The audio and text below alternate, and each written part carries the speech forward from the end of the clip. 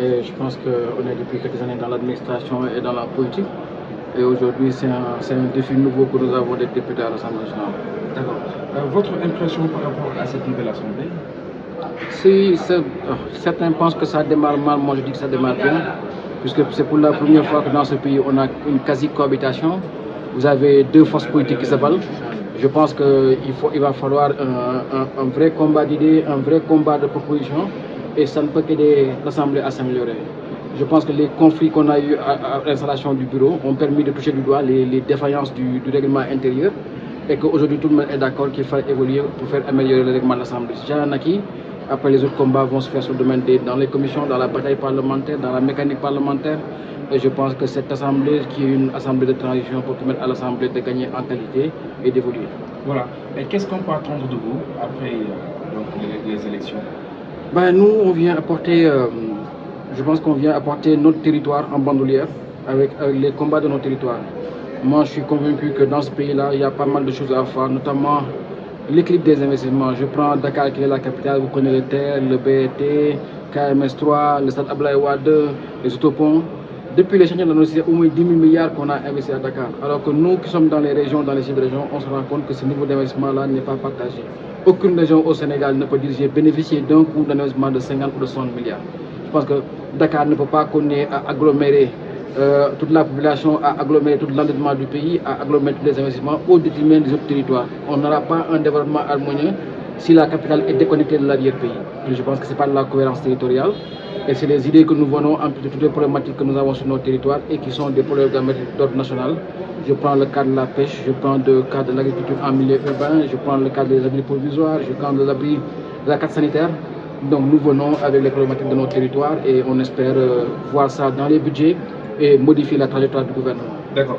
Et quelle sera votre décision pour le cumul des fonctions avec les députés maires?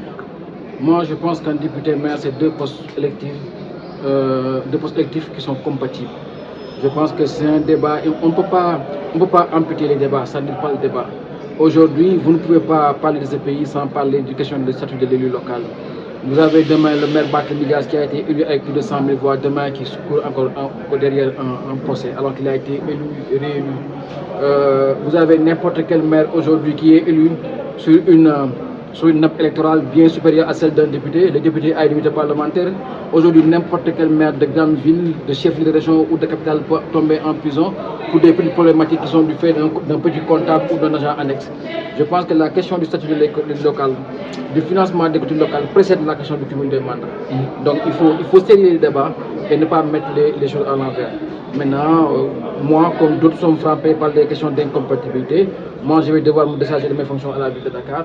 C'est pas plus mal, ça va permettre de me consacrer sur ce mandat-là, parce que je suis convaincu que c'est une assemblée de transition. D'accord. Et votre avis par rapport au système éducatif sénégalais? C'est un système malade, tout le monde sait que c'est un système malade. Aujourd'hui, un système n'est cohérent, n'est optimal quand le pratiquant est à l'aise, quand le pratiquant est bien entretenu, quand le pratiquant trouve une cohérence qui va du préscolaire jusqu'au supérieur et qu'au bout du bout, qu'il y ait la promesse d'un emploi, ou en tout cas qu'on développe les aptitudes pour que ceux qui ne trouvent pas d'un emploi dans le système classique puissent être des entrepreneurs. Je pense qu'aujourd'hui, on ne peut pas avoir une école azimutée entre l'élémentaire qui est dans un ministère et le secondaire, l'enseignement supérieur ailleurs, l'entrepreneuriat, la formation professionnelle ailleurs. Je pense qu'on a besoin de remettre une cohérence autour de la jeunesse, comme on peut la commission de l'Assemblée, qui est une commission de la jeunesse, de l'éducation, du sport. Je pense qu'on a besoin de remettre de la cohérence dans le système, remettre de la qualité et mettre de la perspective. Maintenant, ça nous prend déjà beaucoup d'argent dans le budget. C'est une réflexion à avoir, en tout cas l'école sénégalaise mérite le sacrifice, mais aujourd'hui c'est une école malade. D'accord. Tel enseignement doit-il être encouragé? Bien sûr, il faut aller au bout de tout ce que nous offre la nouvelle technologie. Vous savez,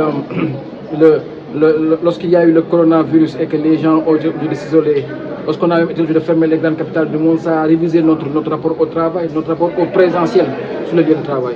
Je pense qu'il y a des grandes entreprises aujourd'hui qui ont basculé vers le travail à domicile. Donc aujourd'hui, c'est ça la réalité de demain. Demain, beaucoup de travailleurs vont travailler à domicile et il faut les préparer, les jeunes d'aujourd'hui.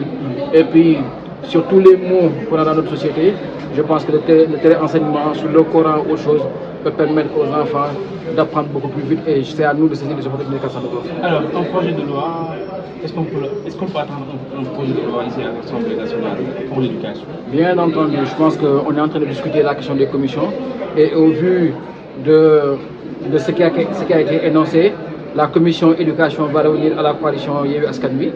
Donc c'est de bon augure. On n'a pas cherché à prendre des commissions. Vous avez vu qu'on est en train de négocier depuis ce matin.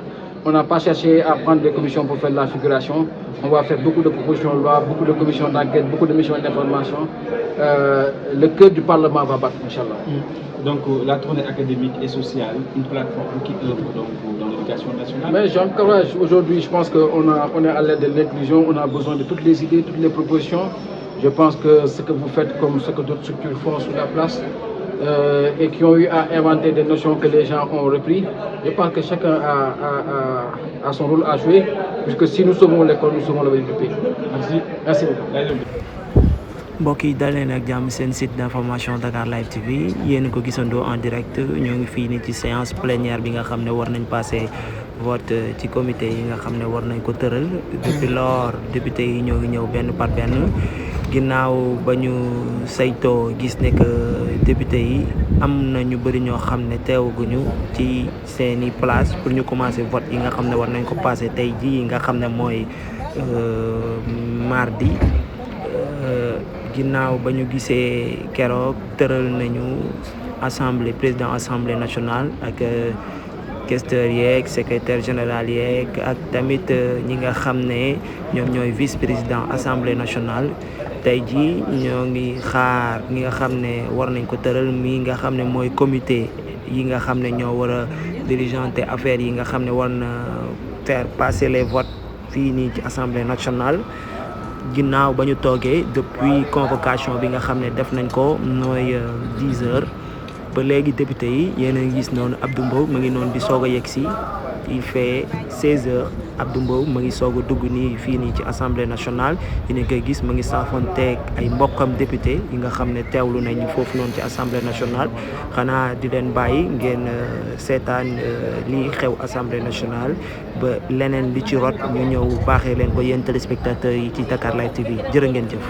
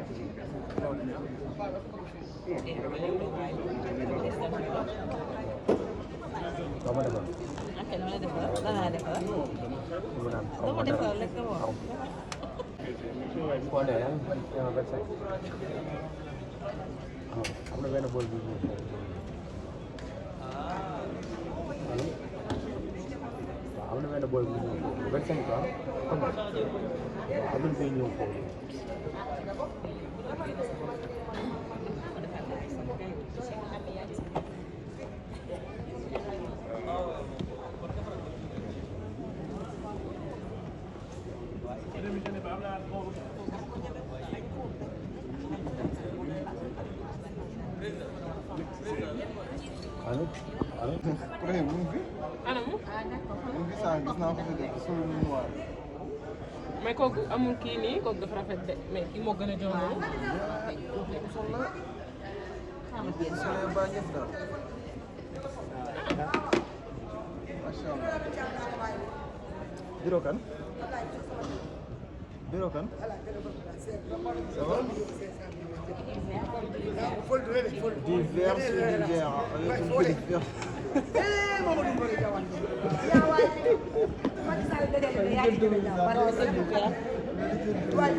Maman a fait du vert, avec du vert et du vert. Et du vert sur du vert. Du vert sur du vert. Du vert sur du vert. Avec du vert. Ah, kii moo gën a rafet kii moo gën a rafet. kii moo rafet. ba pare yaram bi dagg bee ko.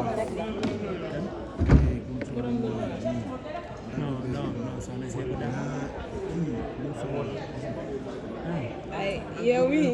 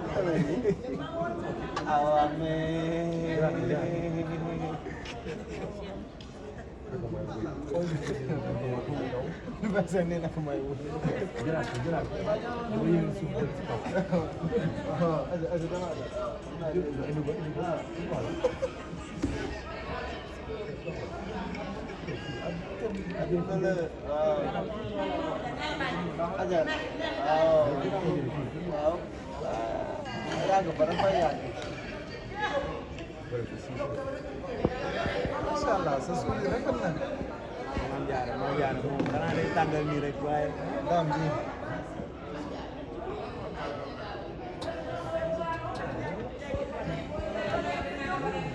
Beauté mathématicienne.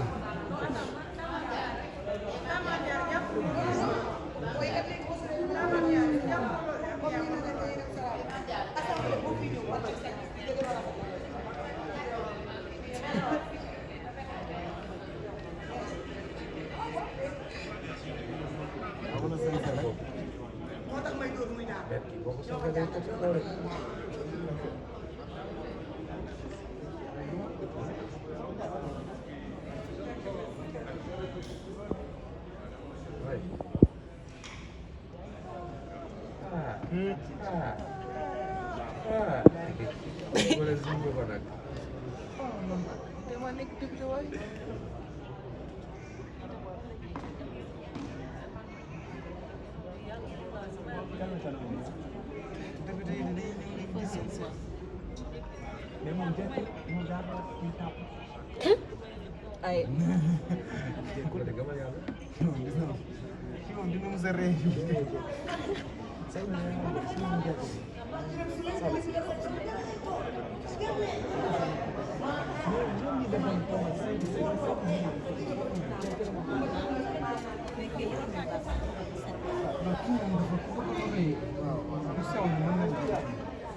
Généralement ñu ndaw ñi ñooy bëgg lu rëy quoi.